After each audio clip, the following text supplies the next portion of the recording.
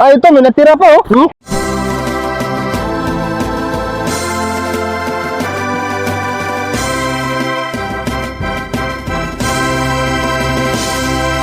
So, malaki ang tiyan ni Mother Pig. Ayan. Tignan natin sa kabila. Tapos sa kabila rin. Okay ka-farmers, puntahan natin po yung ano.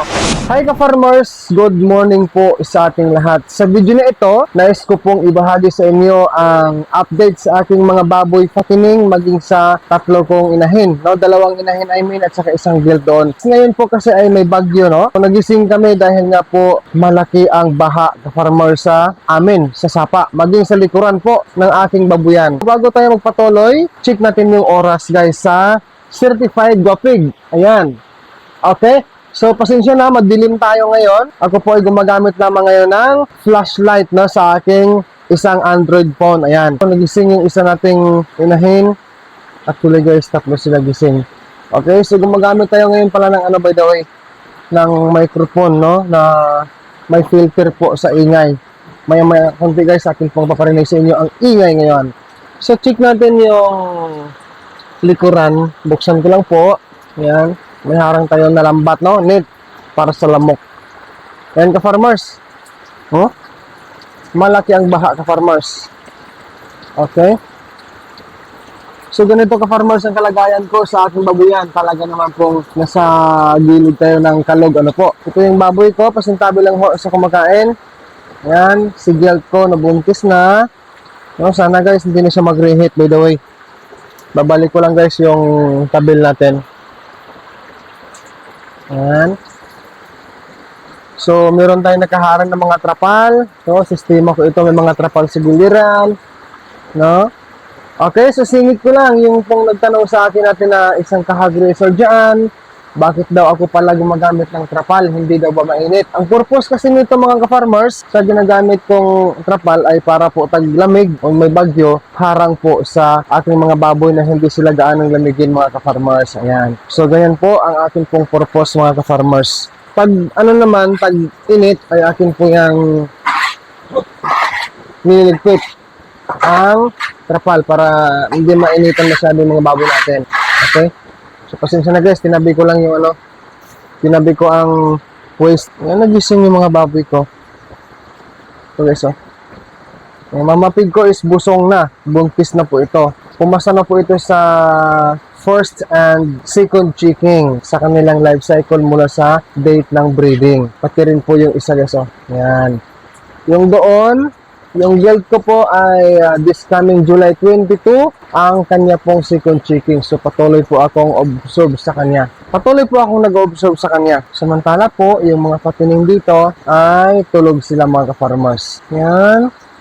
So buti na lang nakagawa tayo ng trapal ka-farmers. Oh. May trapal dito. Okay, dito ko muna nilagay pala ang tarpaulin. Tarpaulin ni Yunaku Sulong Kaagapay Instant Cash araw-araw nationwide. Ayan. Puntahan natin mga ka-farmers yung ano, yung sapa sa labas ha. Iwan muna natin yung mga baboy ko dyan.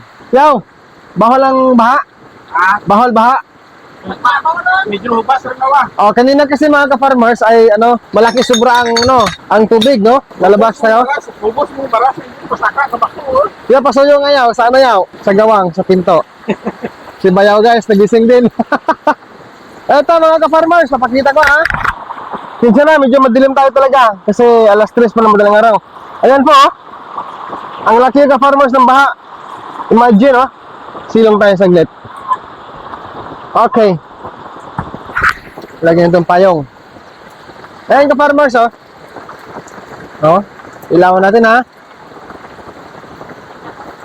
Mula doon ka-farmers.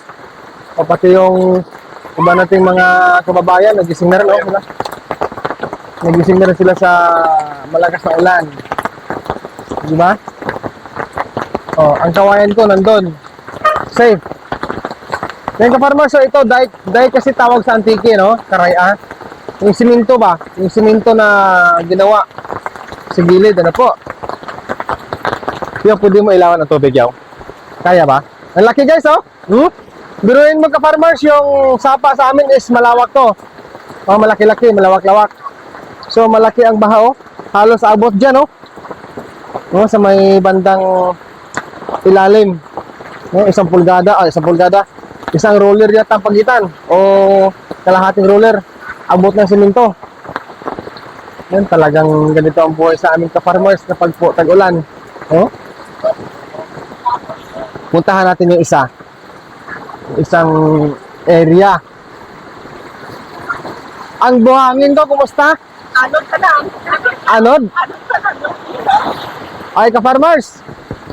Oh, yung hinahakot kong buhangin kagahapon, wala na, oh. Sipot na, guys. Sipot na, sipot. Wala na. Ay, ito, may natira pa, oh. Yan, maliit, oh.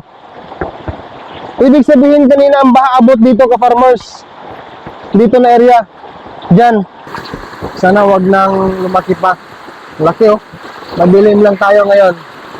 Kaya pasensya na ho kayo sa akin, mga ka-farmers, ha. Balikan natin yung baboy ko, ka-farmers. Ayaw ko lang masyadong malakas ng boses, ka-farmers, dahil ma-stress yung mga baboy natin. Pero dito, ka-farmers, hindi naman sila inaabot ng baha. Ano po? Yan. Yan sila, oh. Yung 12 heads of fatteners ko. Hindi naman sila naabot ng baha.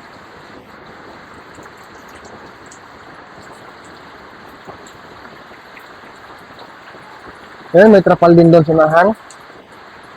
Okay. Dito rin. Ayan, may trapal din dito. Hindi ako pwede maglinis kasi mabulabog yan. No, hayaan na lang muna na sila po ay nagpapahinga. Ano po. Anytime, meron tayong matatanggap ng mga pagsubok at mga problema o kaya mga pasanin sa buhay. Pero atin pong higpitan ang atin pong paniniwala o kaya pananalig sa ating Panginoong Diyos, mga ka-farmers, ano man ang status ng ating buhay. Ito po, pakinggan po natin ang pinaka-sound, no? Pinaka-video background sa panahon na ito. So dito, ka-farmers, yung pong mga feeds ko, ayan, tinakpan ko lang muna ng sako rin, no? Kasi para safe na rin na hindi sila mabasa, no? Kahit na may balot yan, cellophane o plastic sa loob, pero mas maganda pa rin na may takip sila, guys. So ngayon, ka-farmers, time check natin ay alas 8:30 po ng umaga. So salamat kay Lord kasi bumalik na po ang power ng kuryente, mga ka-farmers. By the way, ang aking mga baboy patining, ito, ayan, kumain na po sila. And then, ang kabila pong baboyan ko is nasa inahin area ay ayos lang din po sila, mga ka-farmers. So malaki ang tiyan ni Mother Pig. Ayan, tignan natin sa kabila. Tapos sa kabila rin. Okay, ka-farmers, puntahan natin po yung tanda po ng baha kung gaano kalaki kagabi. Yan, payon tayo, ha. Honestly, ka-farmers, humupa na po ang tubig, no? So yung buhangin po na akin pong hinakot kagahapon, kunting-kunti na lang po ang naiiwan. Yung matitira, ka-farmers, ayan, tignan natin, ha. Okay, bagyo talaga to. Ayan, pakita ko po sa inyo, ha. Ayan, oh. Yung buhangin na naiiwan na tira, ayan, kunti na lang po yan. Ganyan na po ang image sa tubig. Medyo humupa na. Pero pupuntahan po natin, mga ka-farmers, ang boss. Good morning. Kumusta ka, boss? Okay, man. Ayos lang? Good morning, good morning. Guys, puntahan po natin, mga ka-farmers, yung color coding po sa baha, no? Yung nakalagay ng mga sign kung karapat-dapat na ba kami mag-evacuate kapag malaki na yung baha. Good morning, mga ka-farmers. Ayan po. Yan. So ganyan po, ka-farmers, ang color coding. Pagdating po sa pinakataas, evacuate, no? Evacuate na po kami dyan. Pero kagabi po, nandyan lang po sa level 3. Level 3 po ang inabot ng tubig. Nagpantay dyan sa itaas ng number 3. UNACO sulong kaagapay instant cash araw-araw nationwide. Madali lang sumali. Step 1, bumili ng participating products. Step 2, isend ang 7-digit code via FB Messenger or SMS. Step 3, get a chance to win. Paano sumali? Bumili ng mga produkto mula sa mga sumusunod na participating UNACO brands. Hanapin ang 7-digit alphanumeric promo code sa coupon na nasa loob ng sako ng feeds o sticker at i-text ang SKP space promo code send sa 225687. Example, SKP space ABCD123. Pwede ring i-chat ang code sa Facebook Messenger ng UNACO. I-scan ang QR code at i-send ang promo code. Pwede ring manalo ng instant GCash 20, 30, 50 at 100 araw-araw. Participating products tulad ng Pigrolac Mama Pro, Early Whip 1 kilo, Uprolite, Vitracin, Jictran, Latigo, Bixan SP, Major D, Microban, Bactired, Sustalin LA, Digestaid, Mistral, Ginvet at iba pa. Ang bawat promo code ay may katumbas na raffle entry depende sa produktong bibilhin. Ang preliminary draw period mula April 15 to July July 15, 2025. Draw date, July 16, 2025. Number of winners, 20 katao pwedeng manalo ng LED TV, 20 katao pwedeng manalo ng refrigerator, 60 katao pwedeng manalo ng air cooler. Grand draw period mula April 15 to September 30, 2025. Draw date, October 1, 2025. Number of winners, 40 katao pwedeng manalo ng Android smartphone, 20 katao pwedeng manalo ng Smart TV, 12 katao pwedeng manalo ng e-trike, 4 na tao pwedeng manalo ng Toyota Tamaraw. Tandaan, kung manalo ang consumer, meron ding prize winning ang store partner o suki na pinagbilhan. Ang mga mananalo ay makakatanggap ng tawag mula sa UNACO representative para i-verify at ipagbigay alam na siya ay nanalo. Ang opisyal na listahan ng mga nanalo ay ilalabas sa Facebook page ng UNACO. Ano pang hinihintay nyo? Bili na, sali na!